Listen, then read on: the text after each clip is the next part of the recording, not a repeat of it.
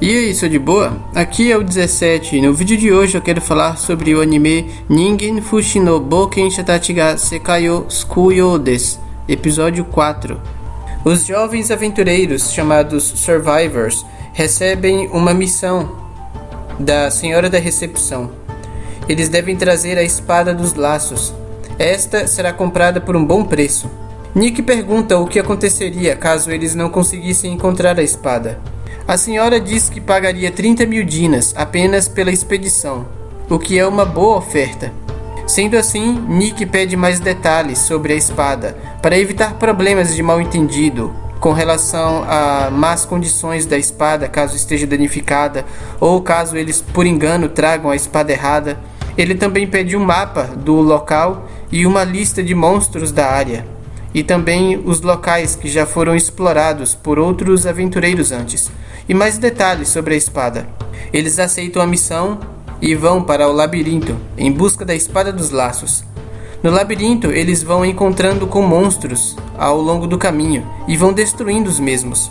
Eles comentam entre si que a espada que estão procurando amplia o poder do grupo baseado na ligação deles.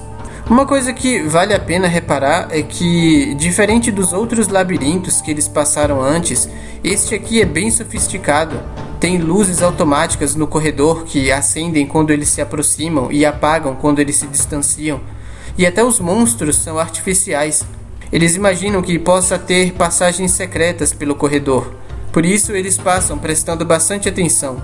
Também é possível ver que há tecnologia nesse lugar. E há uma câmera de segurança observando cada passo deles. Seguindo o mapa, eles acabam entrando em um beco sem saída. Entretanto, nesse beco, eles acabam encontrando uma passagem secreta, pela qual eles passam. Eles vão explorando cada vez mais, e eles, enfim, chegam numa sala vazia. Tudo parece muito suspeito. A Tiana busca por rastros de magia num raio de 1 km para saber se estão seguros, mas não consegue encontrar nada. Ela ainda não tem certeza se eles estão seguros de fato, ou se alguém está de alguma forma bloqueando sua detecção. Eles se aproximam do centro e as luzes acendem, e uma voz começa a falar com eles. A voz diz que eles passaram por grandes testes até chegar neste corredor, por isso são dignos de seu poder. Percebe-se que quem está falando isso é uma espécie de dispositivo. Eles se questionam se isso é a Espada dos Laços. Mas como não tem lâmina, eles imaginam que talvez esteja quebrada. Mas a Tiana informa que existem aquelas que a lâmina é formada pela mana do usuário. A própria espada confirma de que ela é a Espada dos Laços de fato. Enquanto isso, os aventureiros discutem entre si se realmente é ou não, pois ela parece que está quebrada. Afinal, ela não tem lâmina.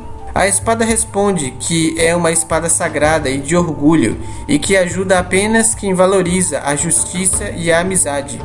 Ela estava observando eles o tempo todo através da imagem das câmeras de segurança. Sendo assim, Nick fala que vai pegá-lo, mas a espada pergunta se ele não vai se equipar com ela. Nick responde que só usa armas curtas. A Karan já tem a sua própria espada.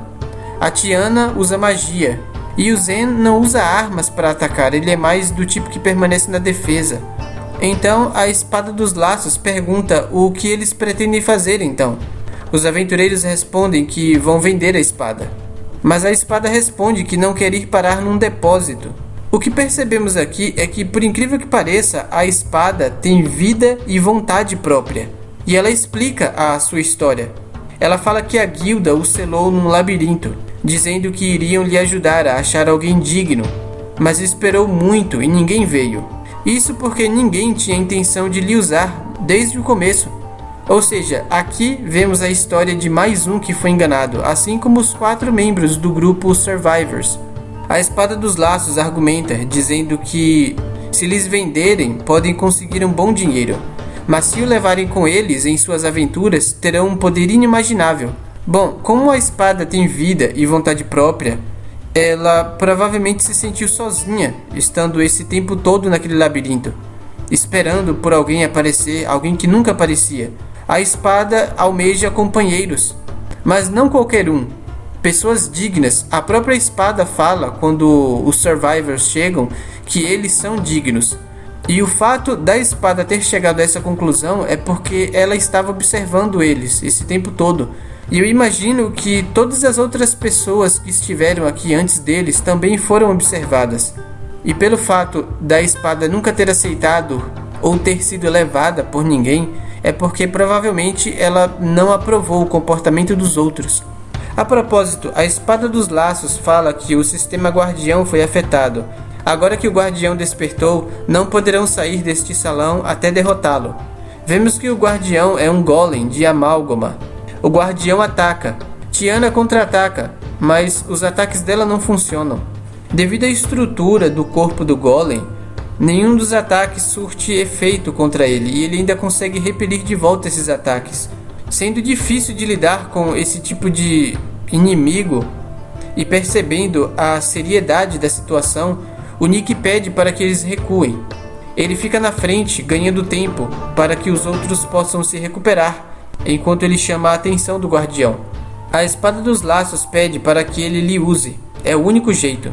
Depois daqui, a espada fala que ele pode vendê-la se quiser.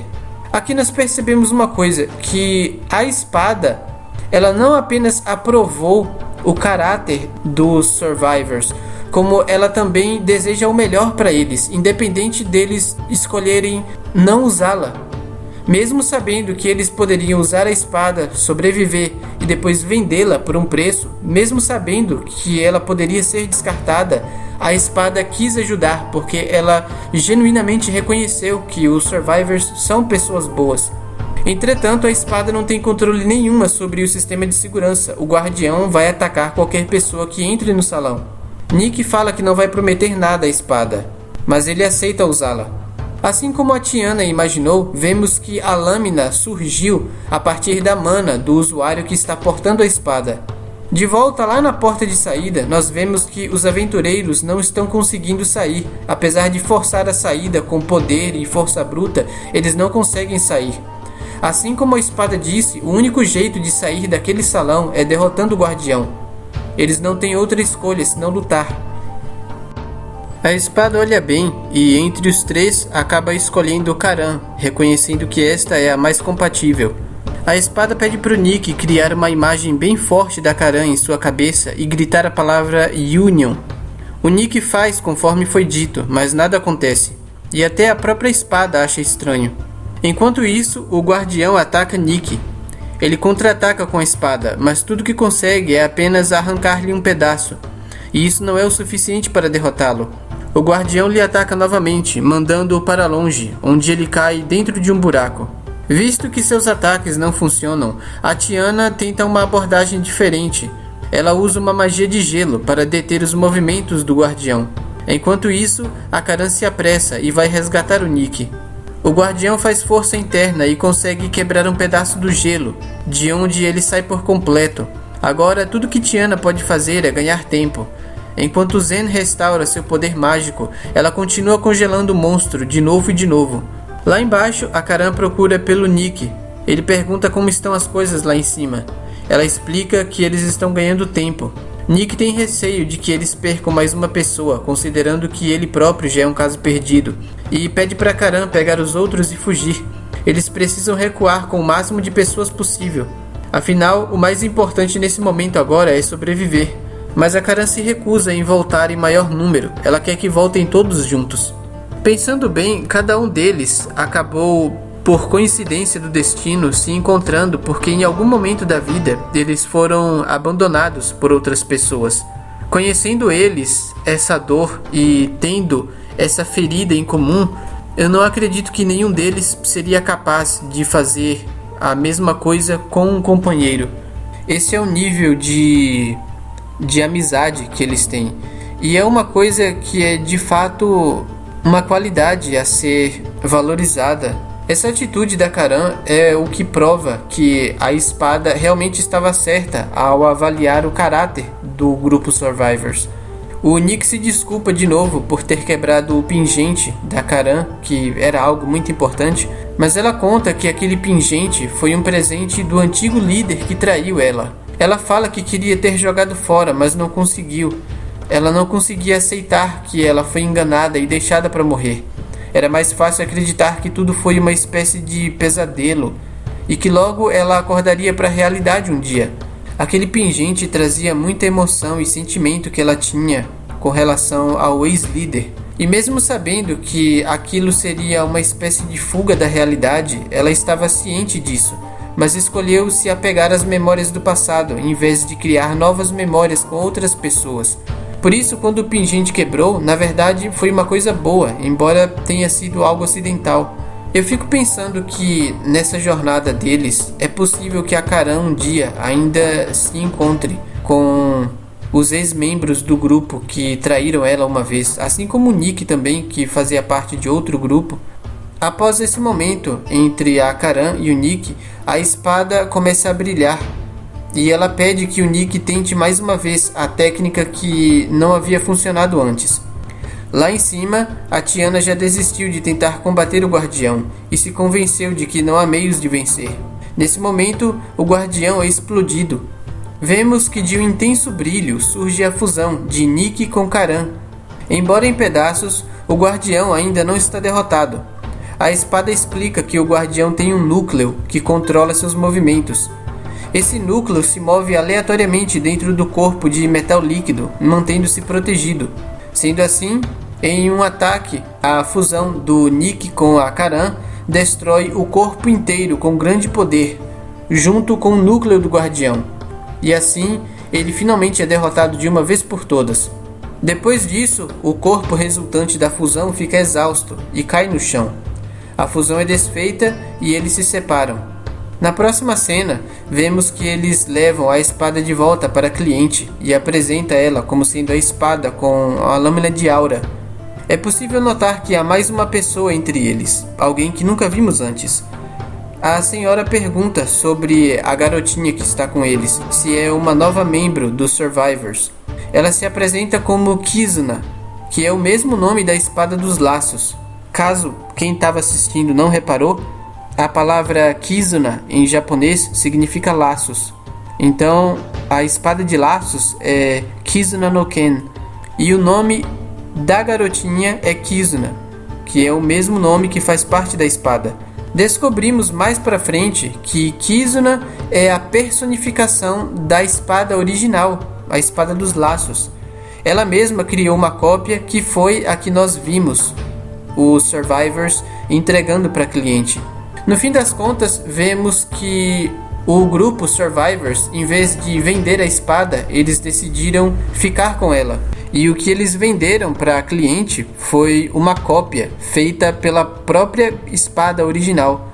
Em casa, eles verificam o pagamento que receberam da espada e fazem uma divisão do dinheiro para cada membro do grupo. Com isso, eles finalmente têm dinheiro suficiente para os seus hobbies. Antes, eles apenas pagavam aluguel e contas. Cada um deles decide fazer algo de seu próprio interesse pessoal. A Kizuna, sem muita ideia do que fazer, acaba decidindo ir para uma corrida de cavalos com a Tiana após ser convidada pela mesma. E com isso, o episódio termina, com o nosso grupo de aventureiros Survivors ganhando mais um membro para o seu grupo.